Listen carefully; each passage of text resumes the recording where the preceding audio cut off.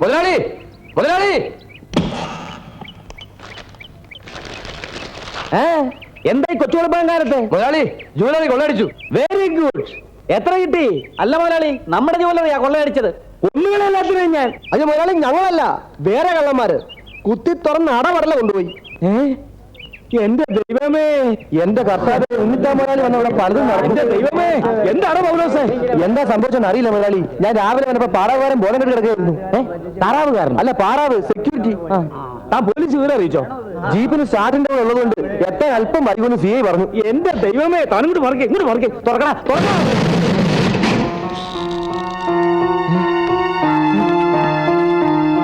ഭഗവാനെ, എന്നോട് ഈ ചതി വേണ്ടായിരുന്നു. അയ്യോ എന്റെ ദൈവമേ. നമ്മുടെ കൂട്ടത്തിൽ ഈ നമ്പറിലേക്ക് തുറക്കാൻ അറിയാവുന്ന ഏക വ്യക്തി ബെന്നിയാണ്. എന്റെ ഊഹം ശരിയാണെങ്കിൽ, ഇനിയിപ്പോ മുതലാളിയുടെ ഊഹം തെറ്റാണെങ്കിൽ പോലും അത് ക്ഷമിക്കേണ്ട കടമ ഞങ്ങൾക്കില്ലേ? മിനിമം 50 ലക്ഷം രൂപയുടെ സ്വർണമായി എനിക്ക് നഷ്ടപ്പെട്ടിരിക്കുന്നത്. ഇന്നു മുതൽ നമുക്ക് വല വീശണം. അപ്പൊ കള്ളക്കടത്ത് നിർത്താമെന്നാണോ? ഓ, വിഡിത്തം പറയാതെ ആ ബെന്നിയെ വല വീശി പിടിക്കണം. അവനെ കൊന്നു കുഴിച്ചു മൂടി ആ സ്വർണം തിരിച്ചു പിടിച്ചാലേ എനിക്കിനി ഉറക്കം വരും. എനിക്ക് വിഗ്രഹമോഷണങ്ങളായിരുന്നു ഈ അടുത്ത കാലം വരെ നമ്മളെ അലട്ടിക്കൊണ്ടിരുന്ന പ്രധാന പ്രശ്നം. നാളിതുവരെ നടന്നിട്ടുള്ള 274 വിഗ്രഹമോഷണ കേസുകളിൽ 16 എണ്ണം തെളിയിക്കാൻ നമുക്ക് കഴിഞ്ഞു എന്നുള്ളത് അഭിമാനിക്കാൻ വക നൽകുന്ന ഒരു കാര്യമാണ്. എന്നാൽ ഇപ്പോൾ നമ്മളെ അലട്ടിക്കൊണ്ടിരിക്കുന്ന പ്രധാന പ്രശ്നം ബാങ്ക് കവർച്ചകളാണ്. 2 ആഴ്ചയ്ക്കുള്ളിൽ 5 മോഷണങ്ങളാണ് നടന്നിരിക്കുന്നത്. ഈ നിരക്കിൽ തന്നെ കവർച്ച തുടരുകയാണെങ്കിൽ 6 മാസത്തിനകം ഏറ്റവും കുറഞ്ഞത് 60 മോഷണങ്ങളെങ്കിലും നടക്കുമെന്നാണ് നമ്മൾ മനസ്സിലാക്കേണ്ടത്. ഈ അവസരത്തിൽ ബാങ്ക് കവർച്ചകളിൽ നമുക്ക് കൈവരിക്കാൻ കഴിഞ്ഞിട്ടുള്ള പുരോഗതിയെക്കുറിച്ച് SP ശ്രീകണ്ഠൻ നായർ എന്ത് പറയുന്നു? സാർ, ഈ കവർച്ചകളുടെ പിന്നിലെ കറുത്ത കൈ പെരേരയുടേതാണെന്ന് സംശയാതീതമായി തെളിഞ്ഞിട്ടുണ്ട്. ബോംബെ പോലീസുമായി ബന്ധപ്പെട്ട് പെരേരയെ പറ്റിയുള്ള ചില പ്രധാന വിവരങ്ങൾ ശേഖരിക്കാൻ എനിക്ക് കഴിഞ്ഞിട്ടുണ്ട്.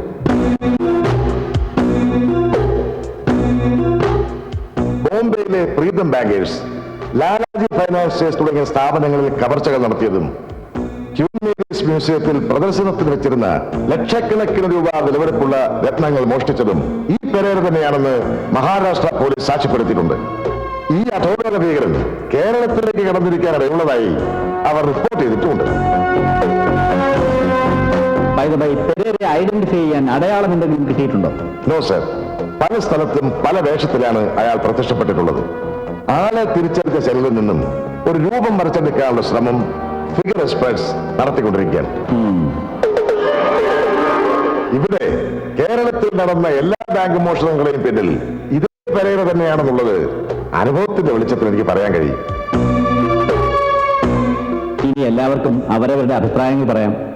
സാർ, എനിക്കൊരു പ്രധാന കാര്യം പറയാനുണ്ട്. സെൻട്രൽ പോലീസ് സ്റ്റേഷന് അലോട്ട് ചെയ്തിട്ടുള്ള ഞങ്ങളുടെ ജീപ്പിന് ഇടയ്ക്കിടയ്ക്ക് സ്റ്റാർട്ടിംഗ് ട്രബിൾ ഉണ്ട്. മാത്രമല്ല, ഞങ്ങളുടെ സ്റ്റേഷനിൽ ഒരു നല്ല മൂത്രപ്പുരയോ ഊണുമുറിയോ ഇല്ല എന്നുള്ളതാണ് സത്യം. നോൺസെൻസ്. ഇതൊക്കെ പറയാനുള്ള വേദി അല്ല ഇത്. ഒരു പോലീസുകാരനായി ജനിച്ചു പോയി എന്ന ഒറ്റ കാരണം കൊണ്ട് മൂത്രമൊഴിക്കാൻ പാടില്ല. Nothing more sir. ഓക്കെ.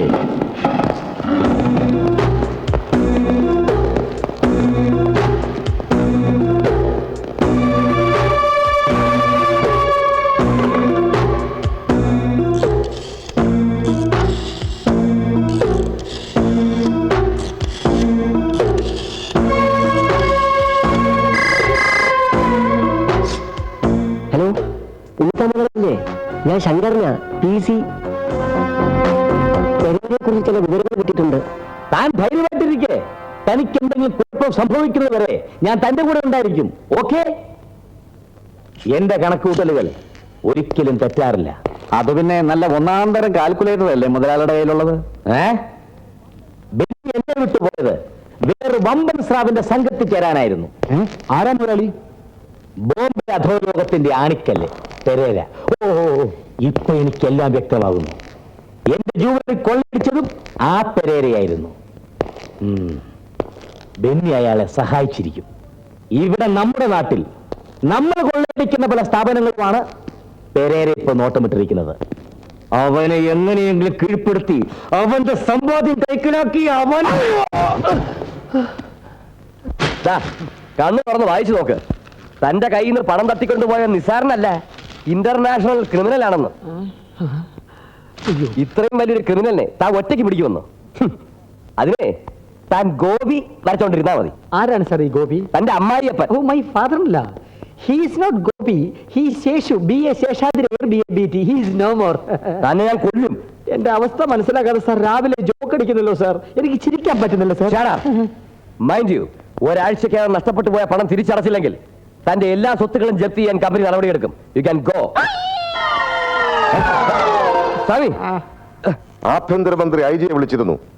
അന്വേഷണം എവിടം വരെ ആയി എന്നറിയാൻ. നമ്മുടെ ഈ പെരേരയും സുകുമാരക്കുറുപ്പും വീരപ്പനും ഒക്കെ ഒരേ ബ്ലഡ് ഗ്രൂപ്പുകാരാണെന്നാണ് എനിക്ക് തോന്നുന്നത്. ഛേ, ഒന്ന് നോക്കിയാൽ നമ്മളൊക്കെ കഴിവില്ലാത്ത മണ്ടന്മാർ തന്നെയാണ് അല്ലെ സാറേ? ഓർത്തില്ല ചോറ്റാനിക്കര ദേവീക്ഷേത്രത്തിലെ പ്രസാദം. അവിടെ വെച്ചേക്ക്. May I come in, sir? Yes. Thank you very much, sir.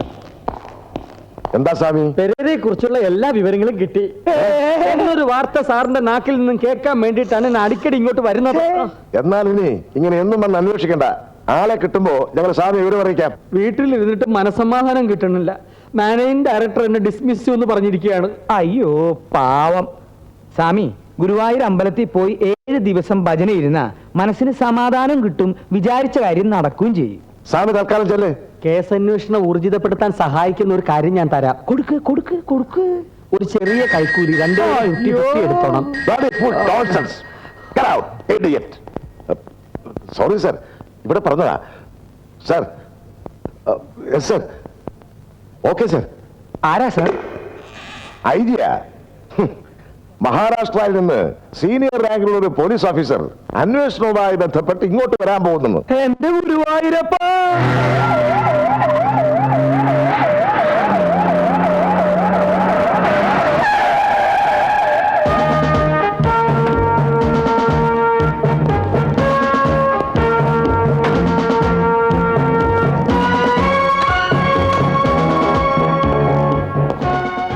May I come in? Yes. I am Vishwanath, Superintendent of Police, Bombay. Sreekantan Nair, please. Thank you.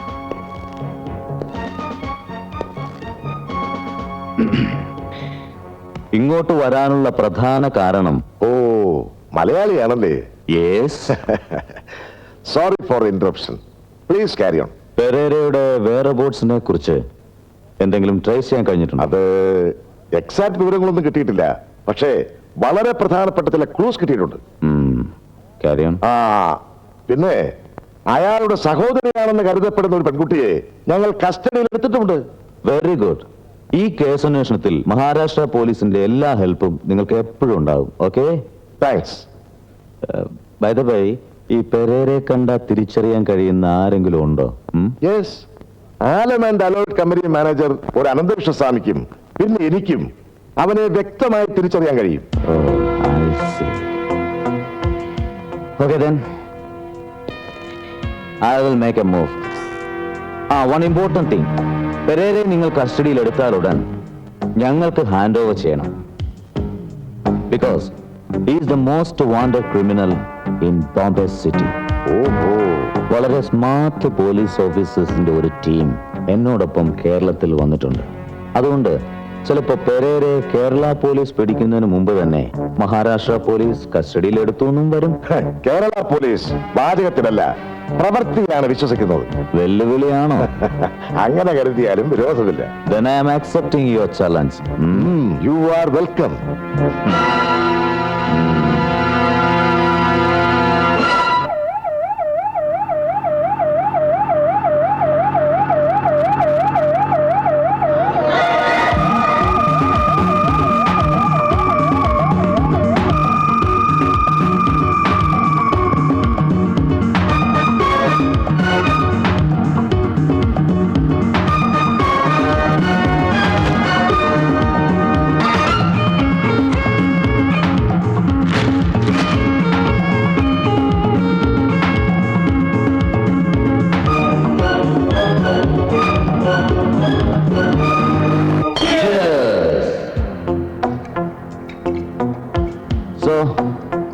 മുതൽ ഞാനല്ല പെരേര, അവനാണ്.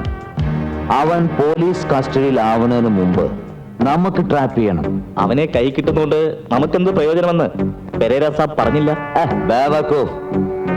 ദിമാഗ് ചാഹിയേ, ദിമാഗ്, ബുദ്ധി, ഇന്റലിജൻസ്. മഹാരാഷ്ട്ര പോലീസ് ചാർജ് ചെയ്തിട്ടുള്ള 74 കേസുകളിൽ 1-ാം പ്രതിയാണ് ഞാൻ, അല്ലെ? അതെ. മഹാരാഷ്ട്ര പോലീസിന്റെ റെക്കോർഡ്സ് പ്രകാരം ഞാനിപ്പോ കേരളത്തിലാണ്.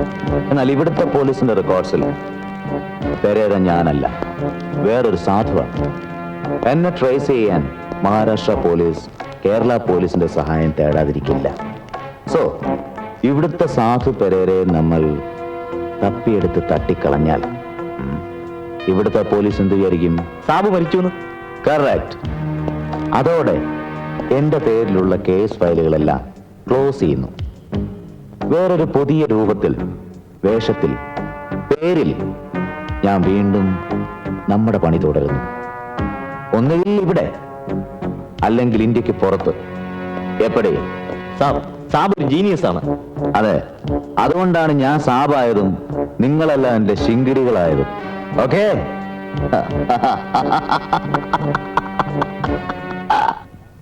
What nonsense you are talking? Sir, ഓപ്പറേഷന് വേണ്ടി ഞാൻ കരുതിയിരുന്ന പണം നഷ്ടപ്പെട്ടു പോയതുകൊണ്ടാണ്. അത്രയ്ക്ക് ഉത്തരവാദിത്വം നിങ്ങൾക്കുണ്ടായിരുന്നുള്ളൂ എന്നർത്ഥം.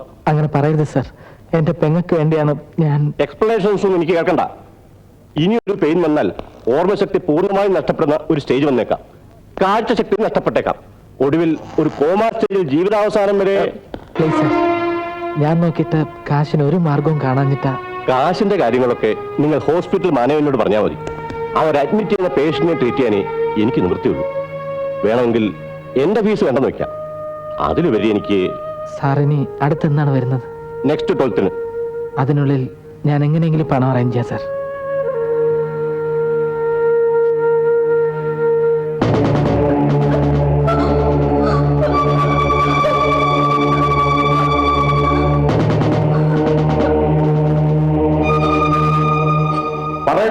നിങ്ങൾ എത്ര പേരുണ്ട്?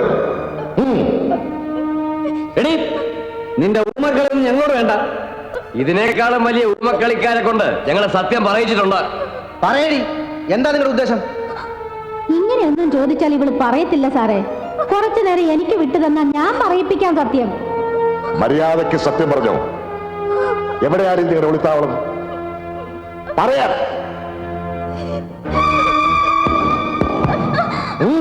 പറയാ.